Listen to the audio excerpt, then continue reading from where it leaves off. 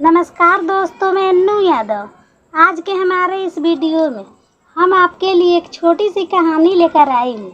बहुत पुरानी बात है। एक बार लक्ष्मी जी और सरस्वती जी में विवाद छिड़ गया।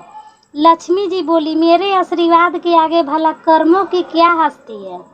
परंतु सरस्वती जी अपनी बात पे अड़ी थी कि हर एक को पिछले कर्मों का फल भोगना ही पड़ता है। दोनों में बहस छिड़ गई और अंत में लक्ष्मी जी ने कहा, हम दोनों चलकर लक्ष्मी के मंदिर में मूर्ति के पीछे छिप जाए और वहाँ जो कोई भी धन की इच्छा लेकर सबसे पहले आएगा उसको मैं अपनी इच्छा अनुसार धन दूंगी। फिर देखूंगी कि कर्म किस प्रकार उसे दुखी होने से रोकेंगे। सरस्वती जी ने कहा, ठीक है, अगर आपको एक नहीं 3 मौके मिलेंगे। दोनों मंदिर में जाकर लक्ष्मी जी के मूर्ति के पीछे छिप गए। मंदिर के पास ही में नागपुर नाम का एक गांव था। उसमें बलराम नाम का एक लकड़ाहा अत्यंत गरीबी में अपने दिन काट रहा था। उसकी पत्नी का नाम सुनीता था। उसके एक पुत्र और एक पुत्री थी। वह प्रतिदिन लकड़ी काटता अथवा आसपास के ही काम करके अपना पेट पालता था।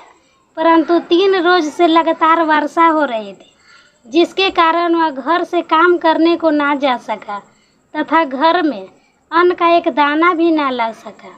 बालक भूख से व्याकुल था और माता पिता बेबस थे। दिन निकलते ही वर्षा रुकी और सुनीता ने कहा सुनकर बलराम को काम की खोज में भेजा।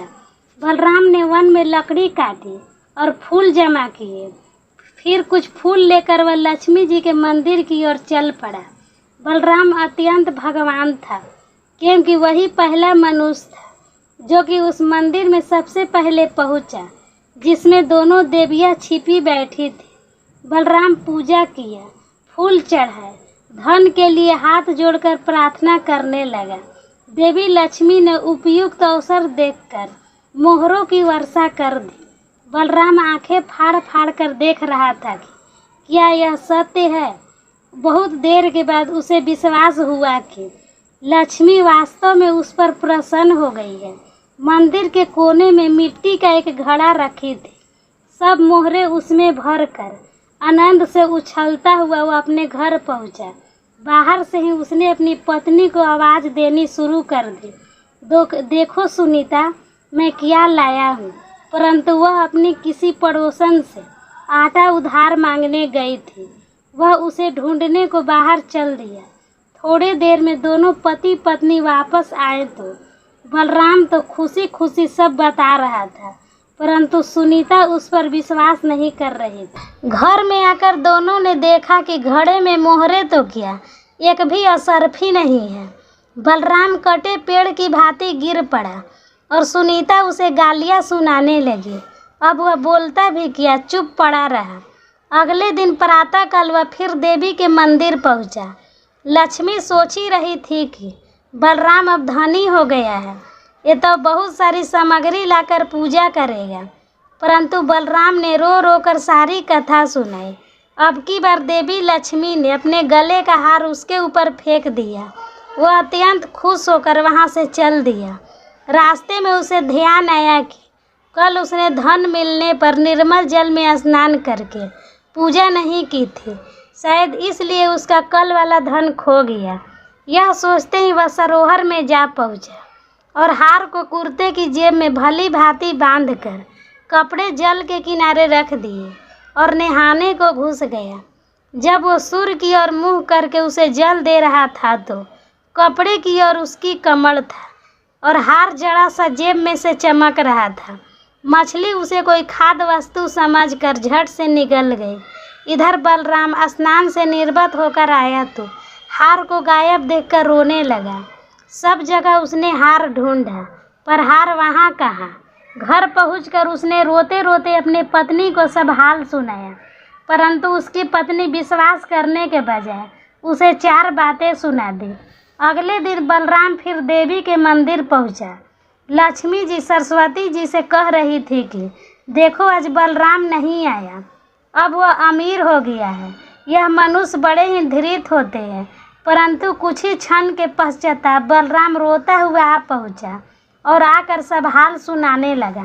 देवी लक्ष्मी देवी सरस्वती से कहने लगी कि यह मनुष्य बड़ा मूर्ख मालूम होता है। सरस्वती जी बोली, मूर्ख नहीं है, इसके बुरे कर्मों का चक्र अभी समाप्त नहीं हुआ है। लक्ष्मी जी चिढ़ कर बोली, फिर वही कर्म चक्र? अच्छा, अब की बार इसको बड़ा कीमती एक छोटा सा पत्थर दूंगी, देख इसे कौन लेता है। ऐसा कहकर उन्होंने एक छोटा सा मूल्यवान पत्थर उसके आगे फेंक दिया। बलराम ने उसे तुरंत उठा लिया और उसे आंखें फाड़ फाड़ कर देखने लगा। अब वह उसे मुट्ठी में दबाकर घर की ओर भागा। उसे सुनीता के पास पहुंचने की जल्दी थी। आधे रास्ते में आकर वह मुट्ठी खोल कर देखने लगा कि कहीं मूल्यवान पत्थर हाथ में से गायब तो नहीं हो गया। पत्थर लाल लाल चमकते देखकर एक चील उसे खाने की वस्तु समझकर उसे एक ही झपटे में छीन कर ले गई। अब तो बलराम सर पीट कर रह गया। उसने घर जाकर अपनी पत्नी को कुछ बताने के बजाय चुपचाप जाकर लेट गया। उसे ऐसा लेटा देखकर सुनीता का हृदय भर गया तथा वह उसे खोए हुए धन के लिए समझाने लगी। अगले दिन वह मंदिर ना जाकर मजदूरी करने को चला गया, क्योंकि सुनीता की ऐसा ही इच्छा थी। उधर मंदिर में देवी लक्ष्मी कहने लगी, अब बलराम जरूर लखपति हो गया होगा, भला वो यहाँ अब क्यों आएगा। परंतु सरस्वती बोली, नहीं बहन, ऐसा नहीं हुआ, वो अभी उतना ही गरीब है और शाम को उसके बुरे कर्मों का प्रभाव समाप्त होगा, तब वो अवश्य ही लखपति बनेगा। शाम को बलराम को 8 आने मिले। उससे वह आटा, नमक, तेल तथा मछली आदि खरीद कर घर चला। उसकी पत्नी तथा बच्चे ये सब देखकर अत्यंत प्रसन्न हुए। पत्नी ने घर में जाकर भोजन की तैयारी शुरू की और वह कुल्हाड़ी लेकर लकड़ी लेने को चला।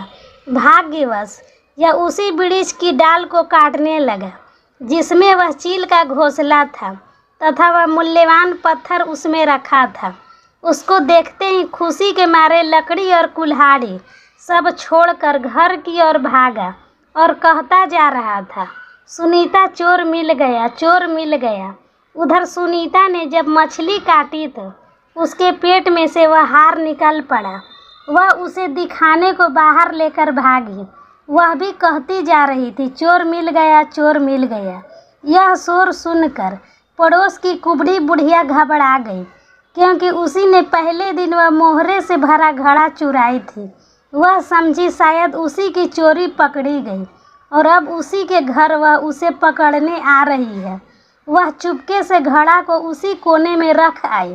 घर आकर दोनों चकित रह गए क्योंकि उनकी तीनों चीज मिल चुकी थी। अब वह लखपति किया करोड़पति बन गए तथा सुखपूर्वक जीवन बिताने लगे। तो दोस्तों, कैसी लगी आपको ये कहानी? हमें कमेंट बॉक्स में लिख कर ज़रूर भेजें। वीडियो पसंद आए तो चैनल को लाइक और सब्सक्राइब करना ना भूलें।